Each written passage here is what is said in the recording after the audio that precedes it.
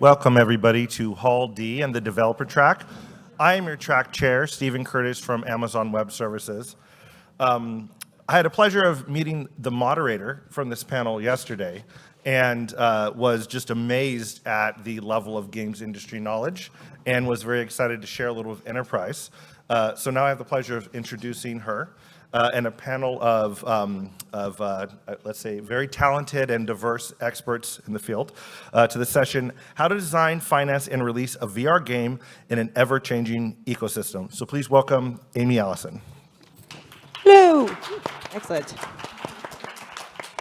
Okay, so we are going to do a quick introduction of everybody, because what's wonderful about everybody on this talk is that they like to go to conferences like this and they want to give you actionable feedback and make sure that we stay on track. So I want to first let everybody introduce themselves, and then as people come in after that, we're going to do a quick round fire questionnaire of some of the interests of the crowd, and then we'll get started. So let's start with introductions.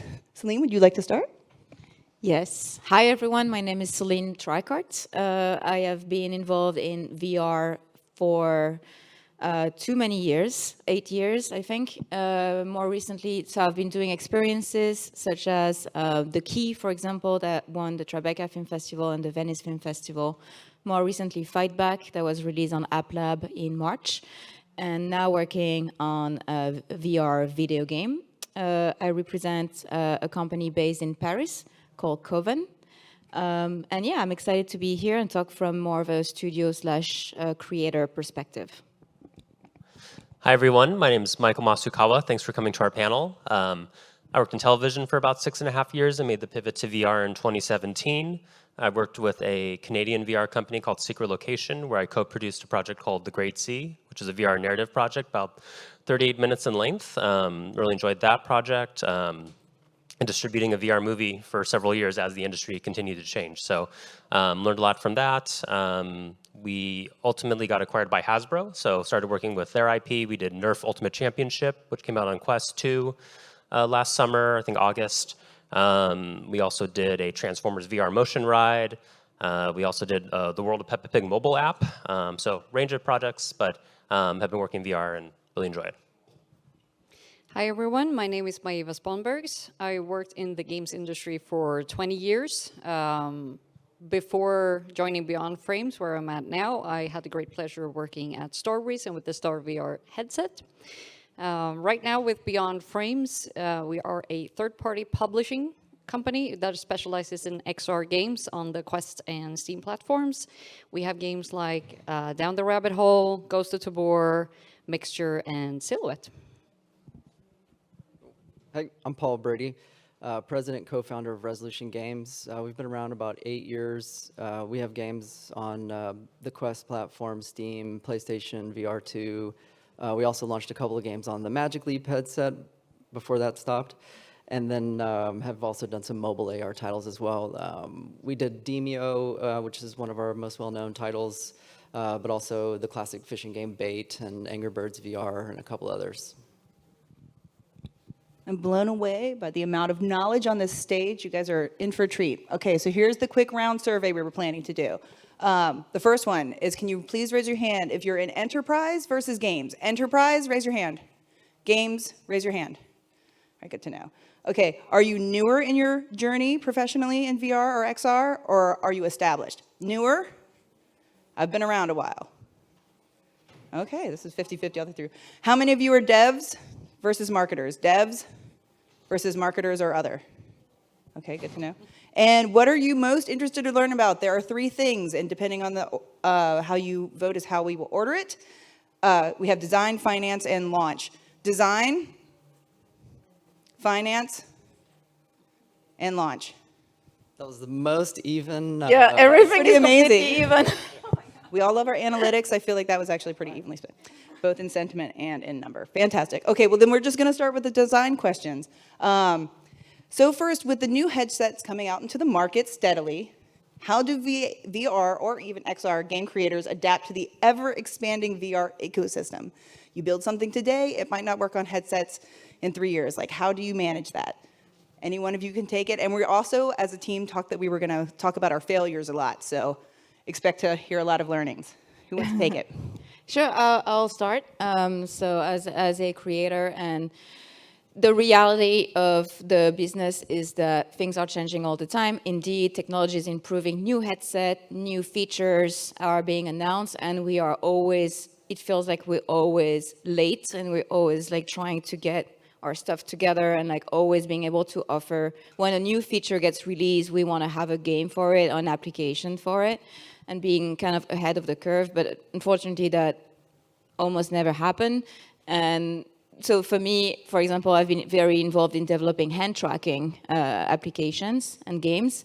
And when I started my last project with hand tracking, it was barely announced, and everybody was in my team was telling me, absolutely no, don't do it. This is not working. It's not going to work. And we had to kind of work closely with, we were releasing on the Quest platform, so try to work with the Oculus engineers and trying to get as many information from them as we could. But of course, like they kept improving the presence platform, and we always had to kind of like reconnect the dots. So you have to be a visionary when you design, in the hope of maybe being barely relevant when you release, right? And so this is exhausting. And from a design perspective, we also want to keep what we love about the game. We want to keep what, you know, excites us about the game, and having to change the design to like fit the new features. So like suddenly it's mixed reality, right? Everybody wants mixed reality. I was like, oh, my game is not mixed reality. Should I make it mixed reality? I don't like it, but should I? And so it's always this question of how do we keep the essence of what we love about our project, but try to keep making it relevant for when it releases, which is usually way down the road. I don't know, I think, Paul, yeah. Yeah, I can add too that we kind of, as a studio, we thrive on innovating. So sometimes it doesn't necessarily matter if things change or shift, but that's happened to us a lot of times where we actually start on a project and then that thing isn't even in, the element we were focusing on isn't even in existence by the time we go to launch. So we have to pivot, switch gears, start working on it in a different method. For instance, we launched a game on the Facebook Spaces platform, which is now Horizon.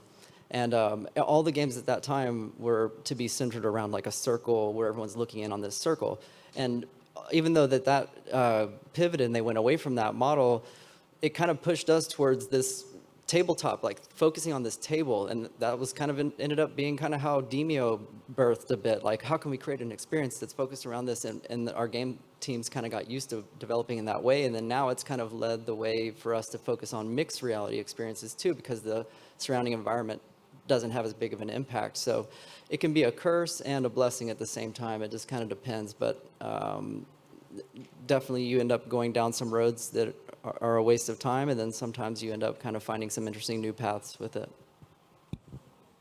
And I have a question, and since they gave me a mic, I'm going to ask it.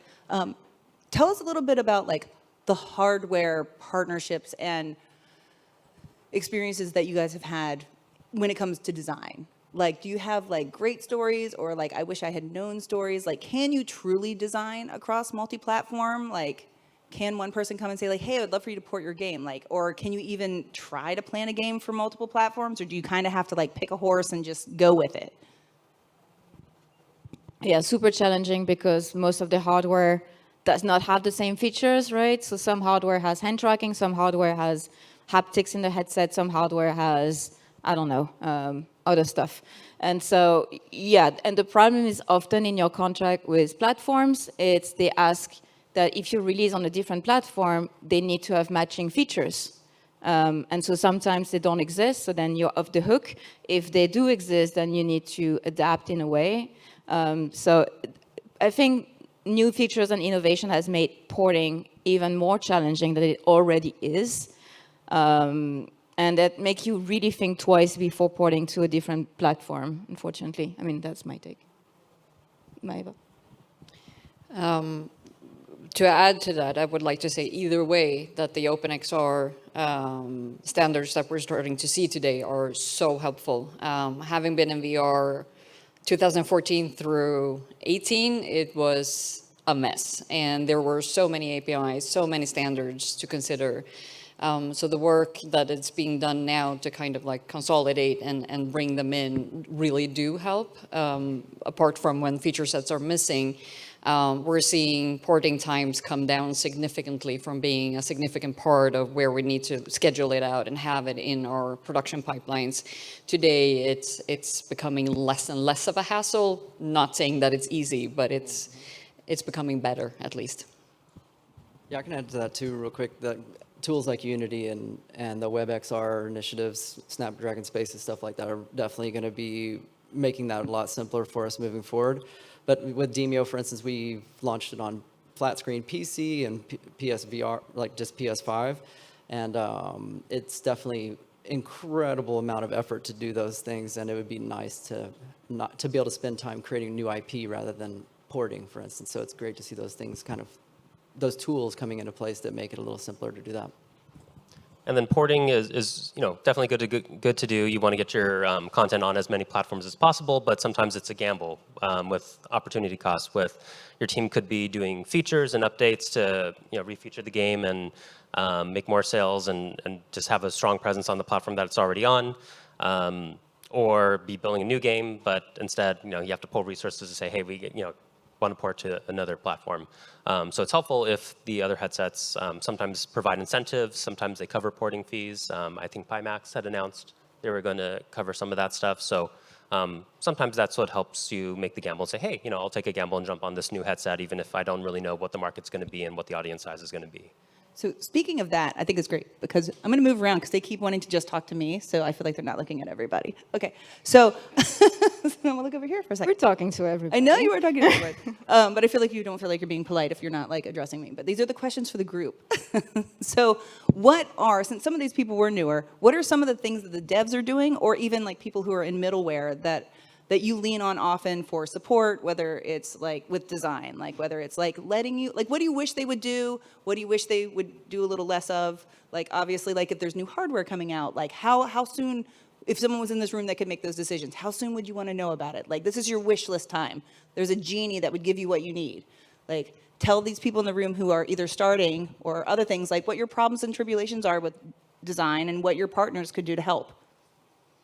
As early as possible. I mean, yeah, we're often being kept in the dark, and I get it, I understand why, but honestly, if you release a feature and you want a good game that goes alongside, you need to tell us 2 years or 3 years before, which doesn't happen because today, like, I think a lot of people are making like quick decision about what is the next buzzword and what is the next, nice, cool feature that will distinguish them from the other platforms.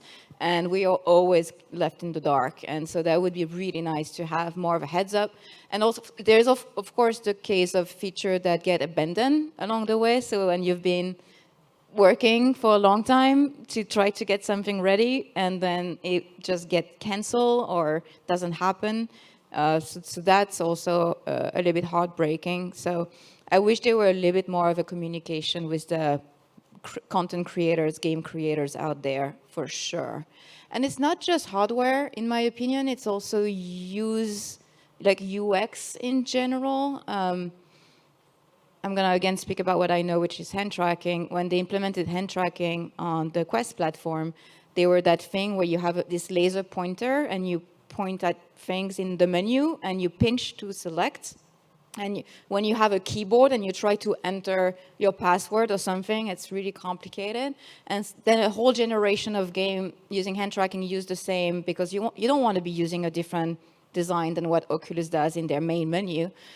But now it looks like it's changing and it's for a better solution, which is great. But it's not just the hardware and the tech, it's also UX. And so it would be nice to have a two-way street because we have a lot of experience designing games and we can also give feedback about what we think is the best UX.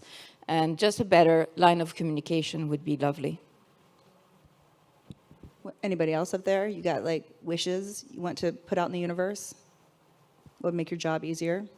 I mean, it would be nice to have 5 years out so I could start investing in things early, but no. Yeah, I mean, it's also an impossible challenge because a lot of times they don't know how long it's going to take them to solve problems and build out the APIs and figure stuff out. Like we're all kind of building the the airplane as we're trying to figure out how to get it off the runway. So I understand them, but it's also, and that's one of the things that makes this industry so exciting too, is that you're helping to create a lot of that too. A lot of times it's what the devs seem to be interested in, or things that they take off on is what helps to spur ideas with the platforms as well. So we're kind of all in this together a bit. Yeah. Okay, according to time, we need to start moving into talking about finance. Let's start talking about what we all love to talk about, money, money, money, money, money. Okay, so despite the fact that the player base expands and the potential for ROI improves, there are still only a few active publishers in the VR space. Who are they, and what are they looking for? What are you guys looking for those of you who work in publishing? What do you guys find gets you into the meetings with these publishers? Spill the tea. So I'll start as the publisher on stage to make it easy. So the most common question I get when we started up the publishing unit of Beyond Frames is like, what genres are you looking for? What type of content are you looking for? And I think it's really important to underline emphasis that XR in all of its innovation and movement, and as we've already spoken about in all of the other topics so far, is that it's ever changing, which means that for us, we look for the next best XR experience, whatever that may be. So we don't have a defined preference, and we can't have a defined preference today because it is ever changing right now. So we're looking for content that is engaging, immersive, and utilizes the medium to its fullest. And that could be translated in many different ways. It could be hand tracking implemented into a puzzle game in a very innovative way that gets us very interested, or it could be moving over a genre that is very established on flat screen games, as we call them, console and PC. But haven't made an entry into VR yet, for example. That could also be something that we're very interested in. Otherwise, I want to give very pointed pitching bullet points to help anyone pitching today. Look at very feasible budgets. Don't budget more than 12 to 18 months in the first instance. Start there, see what you can do. Look at budgets around the 2 million mark or less. Unless you have a very unique proposition or IP attached to it, then the sky's the limit, but keep it moderate, keep it sane for now. The one very important advice I give to everyone is don't try to squeeze a Porsche or a Ferrari into the budget, because it doesn't work. We know it. We are aware of the man-month cost of most countries in the world. We kind of call out immediately when there's an extra Ferrari in the budget. But do, for all intents and purposes, put contingency into the plans. We love seeing 10 to 15% contingency into the plans, and we respect those. We love to see those. And then just be true to your product. Find out what your audience is, who's your target audience, and stay true to that. But also try to verify that that target audience is actually on the platforms today. Because we find that certain pitches come in, and then we try to make a market assessment for those pitches and look at, the specific target audience that the developer wants to target. And we can see that there's very low traces of them on the platform for today. So do your market research, talk to us. If you're considering a game idea, talk to the publishers early on. You don't have to have a fully fleshed out and super polished pitch coming in. We appreciate those. But if you want to have a conversation, don't be afraid to talk to us, because we have a lot of learnings from releasing a number of products. In my intro, I forgot to mention I'm at a French company now called Atlas 5. We're a French content studio, but we also have a distribution arm called Astria. And we approach distribution a little differently. We go to a lot of festivals, find the really amazing XR creators, like Celine, and help those kind of content creators publish their projects, whether we're bringing it to App Lab or certain places. We really focus a little bit more on location-based licensing. So if it's a culture institution, it's a museum, if it's there's a project called End of Night that we represent about the Holocaust. So we're bringing that to different kind of Holocaust museums around the world. So there's a lot of kind of social for good kind of VR content out there, and we're kind of focusing on what are kind of these awesome bespoke LBE distribution opportunities we could find for them. So. Okay, what about government and grant support? If anybody has any experience of that? And also the monetization model that you have after launch, that return on investment. It's out, everybody loves it. How does that work for you guys with monetization with the user, not just the funding to get it started after you have it at market? Like what's working? Microtransactions, DLC updates. This thing's only going to be on the market for like 3 to 5 years until the hardware updates. Like, let's talk about those problems and issues. Failures, let's talk about them. Or successes. But we want failures. I can quickly talk about government funds for like the financing part. And actually, this is the ever-changing ecosystem is actually playing in our favor because in some of those government funds, there is special funds for innovation, and you have to prove again and again that you're innovating. So, of course, I'm thinking about my country, France, that has a lot of support for innovation, for video game, and for XR. And I've written countless applications where you have to explain why you're innovating.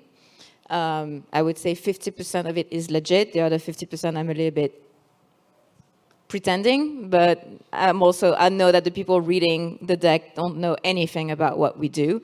And of course, if you put like AI in there, it's amazing and they will love it.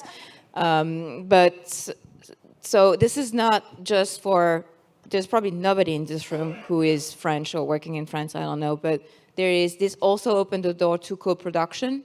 Right, because if you're partnering up with some, for example, Atlas 5, that is probably one of the most renowned XR studio in the world for at least for like those super intense experiences, emotional experiences.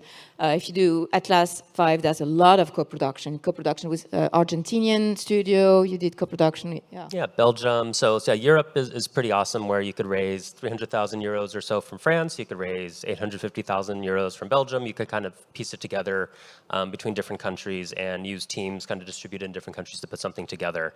When I was at Secret Location in Canada, there's the Canada Media Fund, and there's a reason why a lot of television shows and films are shot in Canada. Well, for games, you could raise 1.1 million Canadian dollars towards the production of your game. You could raise another like 400,000 from this thing called Ontario Creates by being in the province of Ontario. And then you could also get tax credits for using majority Canadian labor. So Canada, Australia, France, there's a number of countries out there that really support the arts. So I could see why a lot of XR content comes from creators from these countries. And that's really what we did to de-risk the production by raising that government funding first, and then they can't do the full funding, so you still have to put at least like 25% of the budget in yourself or something like that. But it's great for prototyping, right? Yeah. Because you can't get to a publisher before you have a prototype to show them. So this is great kickstarting money.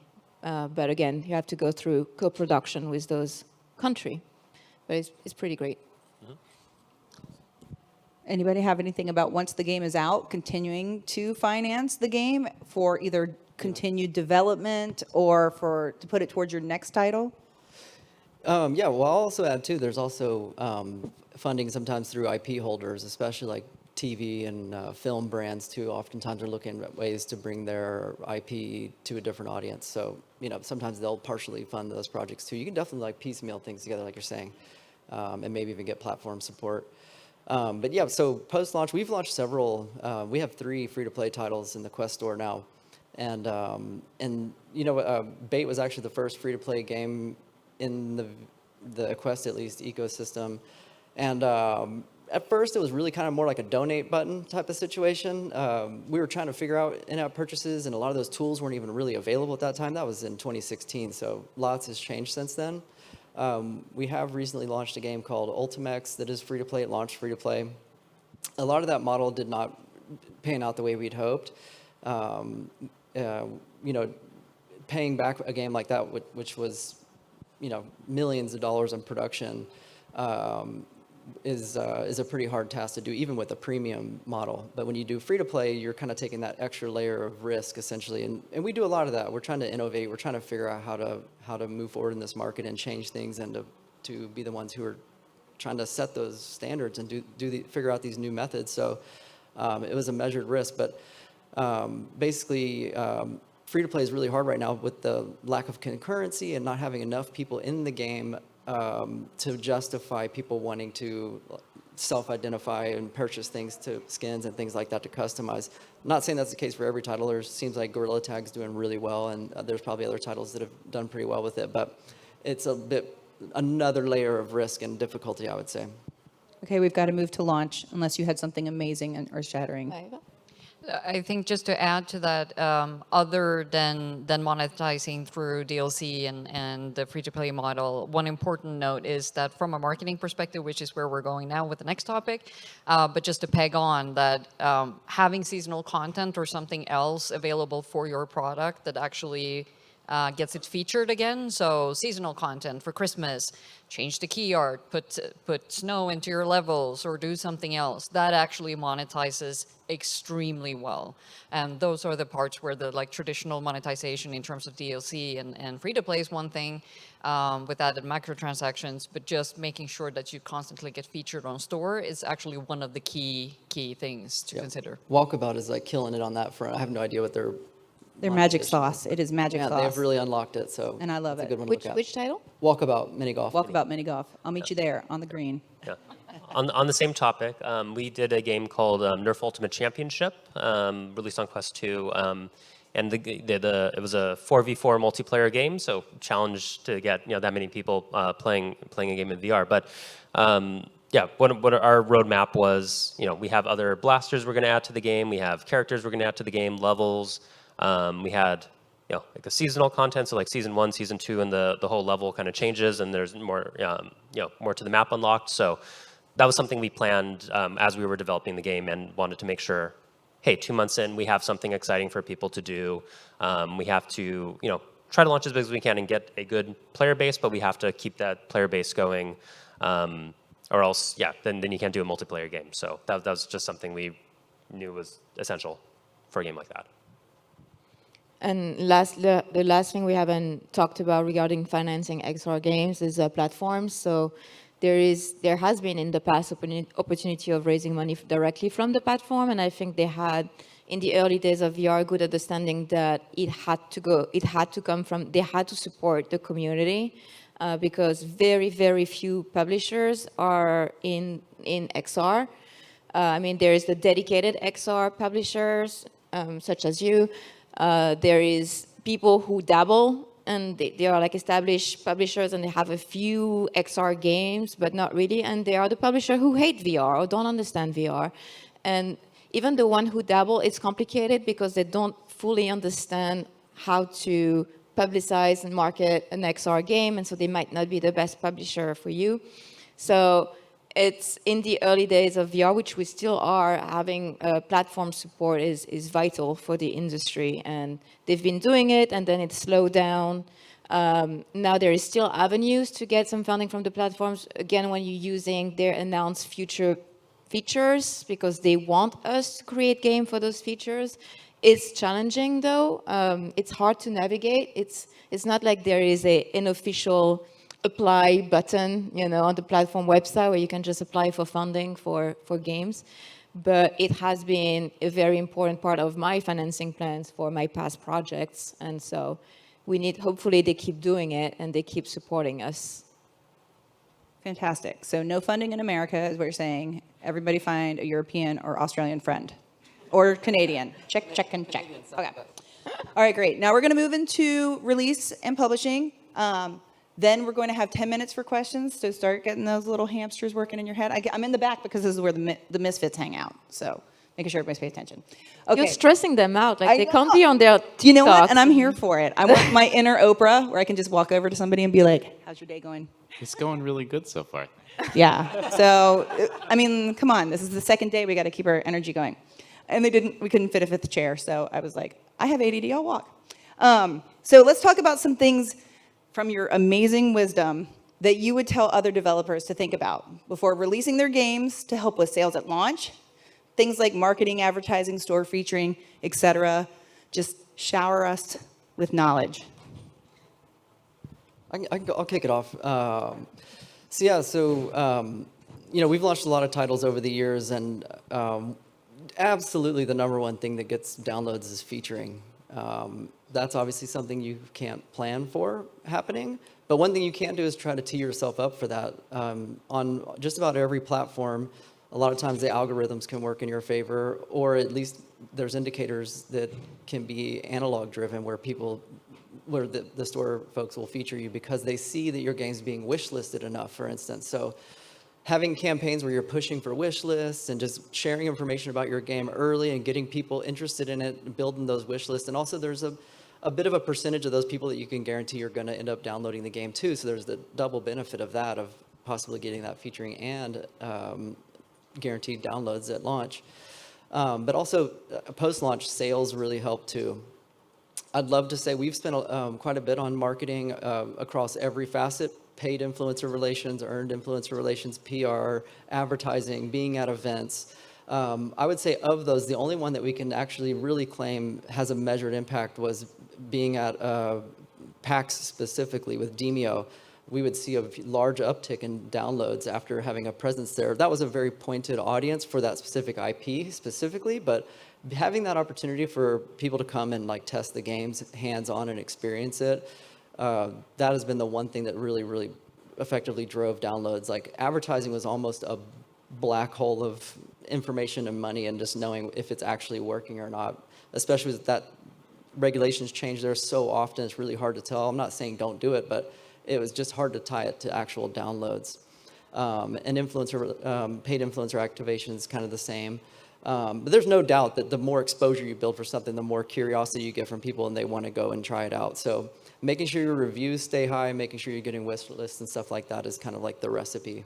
So definitely listening to your audience. If they're giving you bad reviews because of something and you're not paying attention to them and responding, that's not going to help you out. You want to be responsive and listen to them and try to do what you can to help them out with the features they're asking for or with the bugs they're having problems with. Because if your game drops below a certain review percentage too, you're going to drop off of ever being able to get featured, and it's not going to help you with downloads either. And to add to the more standardized marketing parts of marketing your game, community building is a huge part of it.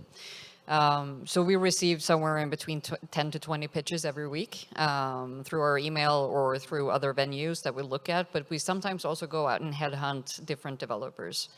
And a very specific use case is an Italian studio called Castello Inc. This was their first game they were putting out. It was called Arcanade. And they were phenomenal and fantastic at engaging their social audience. They created small snippets, they were in editor, they were creating their game, so they made sure to record certain aspects of their game, and they were very, very good at putting it out on Twitter, putting it out on Reddit, and first of all, identifying which platforms their audience were at. That drew the attention for us to look at them more closely and then kickstart a conversation with them. So that is one part. Even if you're on App Lab and if you want to assess a level or a demo, there are so many good examples of developers being excellent at being present with their communities and start building it early on and then go into financing to take the full game to market. So that I do want to emphasize that, and it works extremely well with the core VR audience. They are very present on a number of platforms, so it's an easy target to kind of try to fish up interest and engagement for your title and get feedback as well. I'm actually curious if you had tried trailers in like traditional games, like the Games Awards or like things like that. There's been a couple of VR trailers. They are very expensive, to put a trailer up to Games Awards, huge chunk of your budget. Is it working? What do you guys think about that? Yes. Yes. Really? For the right title, worth for the the money? right IP, absolutely yes. Yeah. That was a quick answer. I just had a kind of warning story to share with everyone. So we launched Nerf Ultimate Championship the day that the meta login feature, or you had to like get a meta account for the Quest headset. So that change happened the same day we launched, and we didn't know. And it ended up causing a error for some people who were trying to matchmake. It just circle of death, and you couldn't get into a game. So we had a small but vocal a community of people who would give us 0-star review and say, I couldn't play the game. So we just had to very quickly figure out the bug, fix it. We pushed a patch, I think, within 48 hours. So we said, hey, we did a day 2 patch.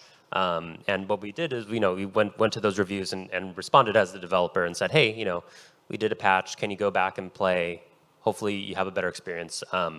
Issue was most of those people had returned the game already. So we were trying to, try to flip the reviews, give the people a better experience. But several of those didn't get a chance. But those who did, still have the game, went back. They were able to play, and then usually they would revise the review up to like 3 stars, 4 stars, 5 stars, something like that. So, yeah. So what Paul was saying, like I think 3.8 stars might be kind of like the level you want to be above in the store, if possible. So I think we still did well in the first month. I think we were still the top selling games when we launched, even though we had a 3.6 star review. But we kept pushing at it, kept putting more updates and getting more people to buy it, and eventually we got enough reviews. So I think we got back up to 4.2. 4.3, but yeah, little rough start, but just proactively responding in an emergency, situation like that helped us turn that around. One thing we always joke about is that if you just name your game Free VR Shooter, you'll probably get decent downloads. That's fantastic. All right, so let's continue talking about publishing and launching just for like another few minutes, and then we're going to open it up to questions. So I hope you guys got some good ones, because I did give you homework and I gave you a heads up. Tell us a little bit more about like storefronts and like how hardware companies could help make lives easier for you once you launch. Like, are there things that you're battling? Or we could talk about storefront or whatever you guys are interested in. Event support at launch, if that's really important to you, because I know that we've done that a couple of times and that's been great. And post-launch creator campaigns, any one of those we haven't talked about yet. And then we're going to go to questions. Early access. No. I mean, I want it. I want to use it. I don't have access to it. What about try to buy? How do you feel about try to buy? Oh, so that's an interesting one, because it was really, when they released that recently, so if you don't know, now on the Quest platform, you can try a game for free, and usually we can set on the dashboard a timer, right? It's minutes, right? Yeah. It's 30 minutes. So like 10 minutes, 15 minutes, up to 30, I think. Yeah. And so you can play the game up to 30 minutes, and then it cuts, and you decide whether you want to play it, buy it, and continue to play it. But that changed everything to the design of the game. I mean, in my opinion, yes, we know we have to start a game strong because we want to grab our audience, but it's a whole different story if the people can play my game for like 20 minutes for free, then all my features that I thought were really cool, and then you acquire through gameplay, and you're like gonna make your way up to having this super cool power. Well, now I have to give it at the beginning of the game because I want people to get excited about it and have all of the best stuff. So that changed a lot of my design when they released that out of the blue. I mean, for me, it was out of the blue. Tutorial is what I'm saying. There you can Just give the them tutorial? all so give them all the power in the tutorial to get them into the experience, and that's your try before you buy. So the try before you buy is an excellent feature. For so many years in the games industry, somebody published a report 15 years ago saying that game demos are dead. Game demos are detrimental to your games. And this was a very notable person who published it, which basically killed PC demos. If you're old like me and going on 40 plus, then you know that once upon a time, PC games magazines always had demos on discs, front and center, and that's what you bought, and you were super excited to get into those. Then fast forward a couple of years, that report came out, demos died. They just went away. Nobody's doing them anymore. Also partially because they take time out of production, so they add to your actual game development budget. But the try before you buy feature that it's in is not for everybody, but it is excellent. And to your point as well, the onboarding experience becomes essential. And I think the tutorial part of it is where it has a very natural place to exist there to make sure the try before you buy works. So we've had examples with games that were extremely unlucky, and I was so sad for the studio because it's one of the best titles. It's so close to my heart because it's one of my darling titles, We launched smack in the middle of Resident Evil 4 on the platform. That is slaughter and murder for any game developer to come in against an IP that big. And that is true for the games industry at large. It's always been true. People try to move around, but we had zero visibility. We could not prepare for it. It just hit us smack in the face. And that title had a very difficult life in trying to find resurgence on the storefront. Despite updates, despite seasonal content, despite trying to re-kick the funnel on the store, it struggled for such a long time. But it was one of the first titles to go out and try before you buy. It actually it's not doing fantastic. It's not selling millions of copies, but it has moved up from selling sometimes basically nothing to doing something, and it is outputting decent results on the storefront. So try before you buy can really be a lifesaver on the platform for sure. So it's one of the good developments that have happened quite recently on the platforms. Just diving into what's missing from the storefront, sometimes when you come from PC or for someone else, you're very accustomed to working within Steam and the Steam ecosystem, so you have a notion of what you need and what you want as a marketer, as a games developer. And those features have been missing for a very long time from a lot of the XR ecosystem altogether. It's getting better. I think I had like 6 points on my absolute wish list of features that I must have to be able to function as a marketer. I think I'm down to like 1.5 now, and I know that there are things moving, and it's part of my daily life to nag for those features and feedback. We are getting listened to, so it's a good thing, and it is coming, a lot of the features that we're missing, but so it's a constant part of our work as well in our daily life to try to feedback to get those features implemented. That's amazing. You guys ready for questions? Do you need to stretch? You ready? Bring it on. Bring it on. Okay. I forgot to introduce myself, too, by the way. I'm Amy, and I worked in VR for 8 years, and I recently worked on The Walking Dead Saints and Sinners for 5 years.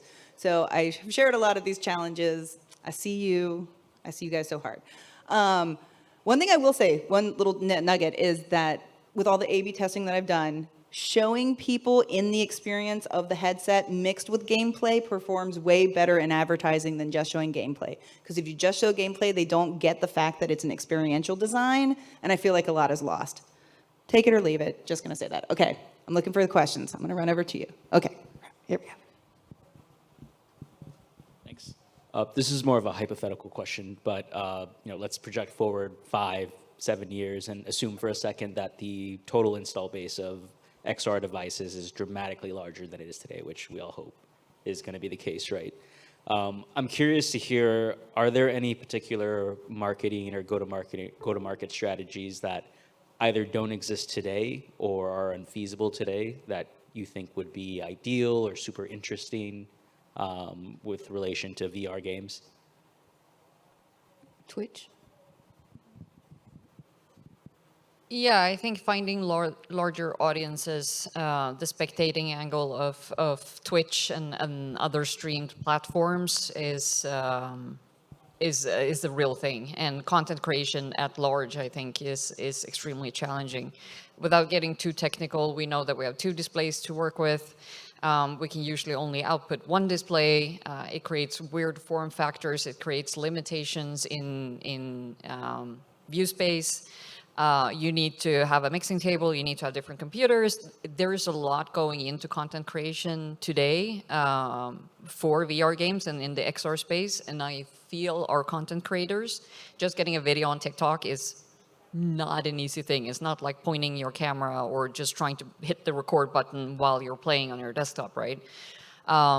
So making that easier, I think, for if there's any engineers in the audience working with any of these platforms, please consider this, because it's... Add the dev tools, add the dev, Yes.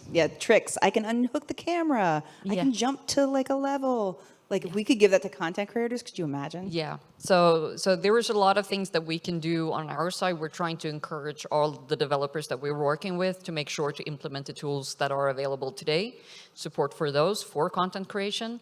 So yeah, to your point, Twitch, viewership, creating content, being able to show off content is so important to any youth today and engaging any audiences today. That is more important than any ad or any banner that we can create at this point. And it's very, very challenging. But if you do Twitch, I've been burned before where they got sick on camera on Twitch because they did not play the game beforehand, and it was a nightmare.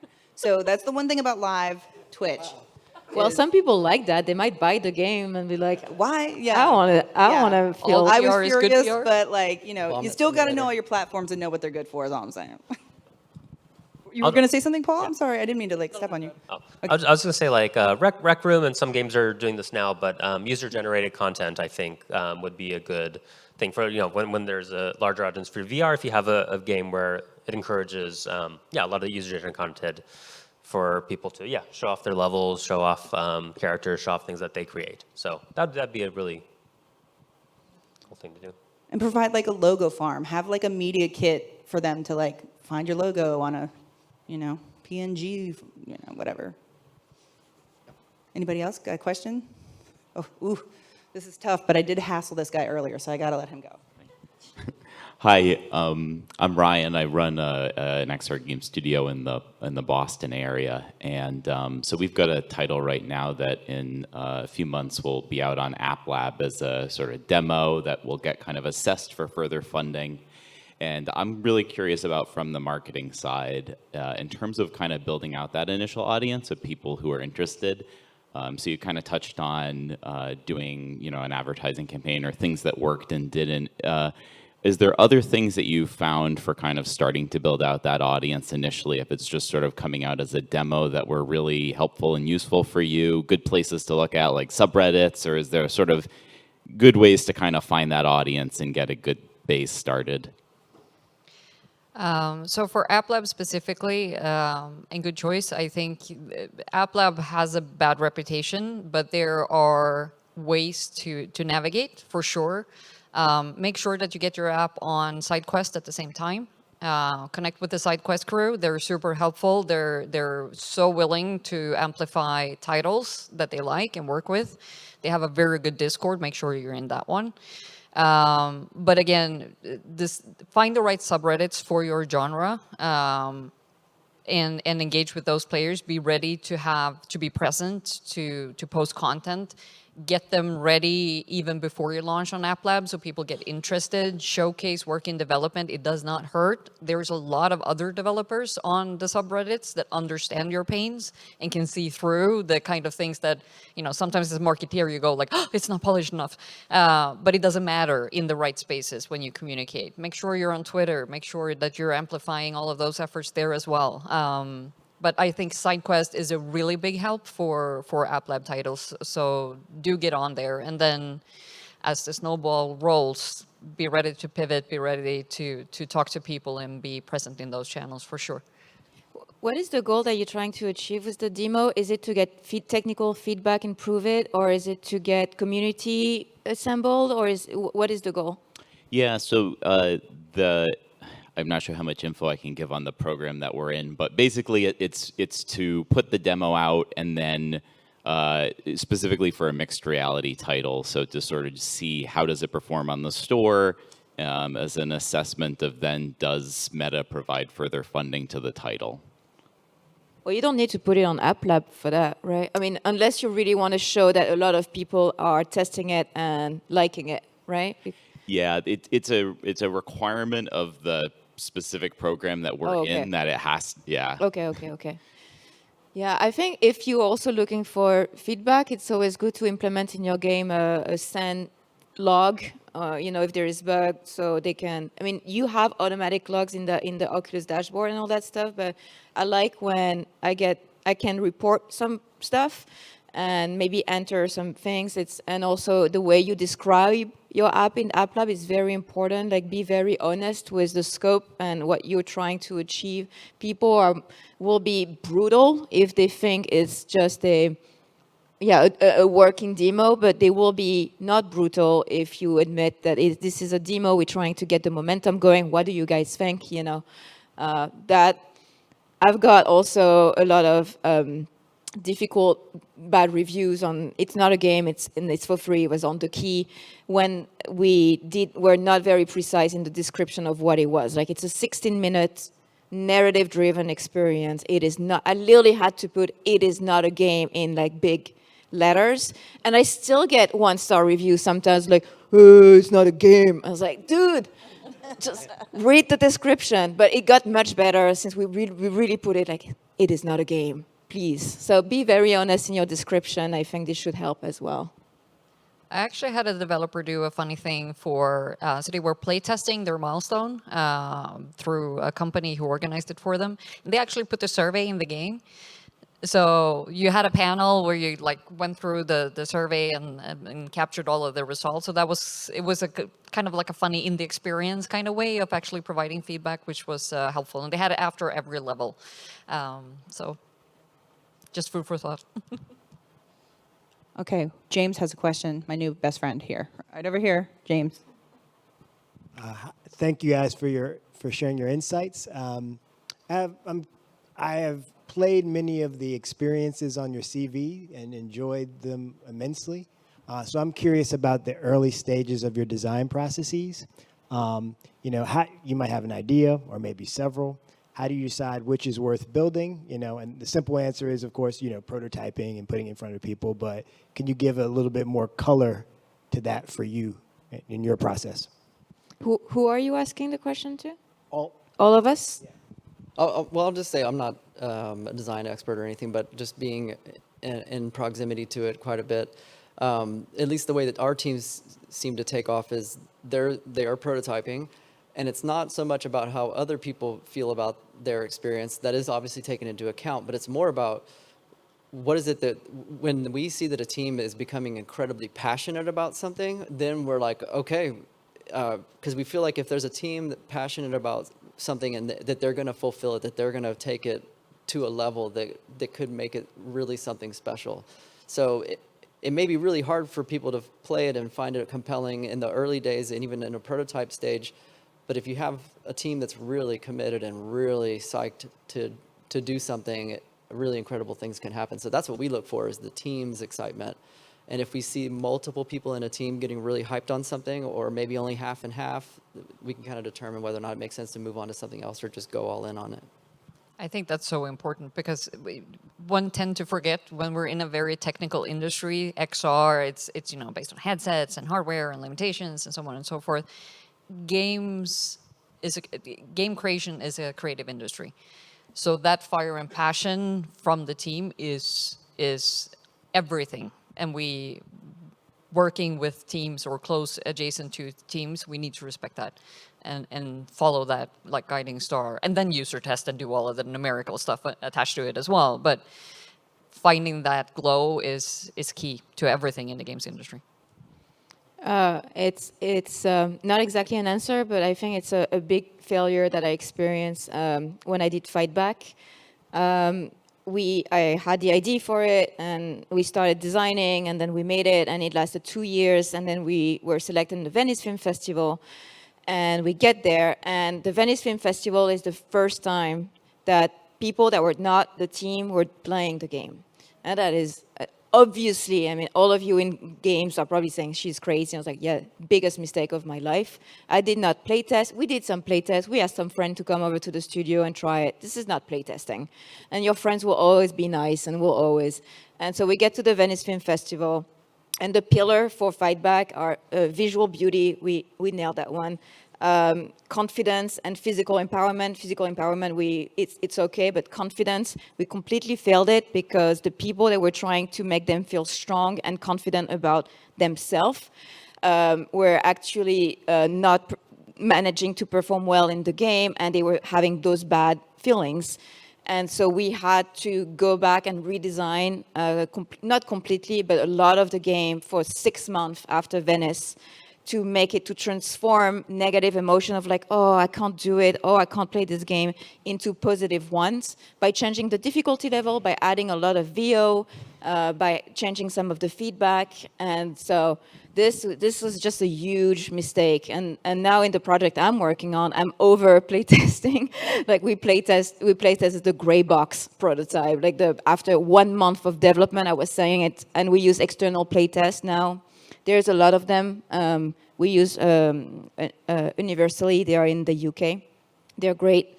And now every month, for a month and a half, I send it to them and they play test, and we get those amazing videos where we see like split screen, what they see in VR, and the camera of filming them interacting with the game.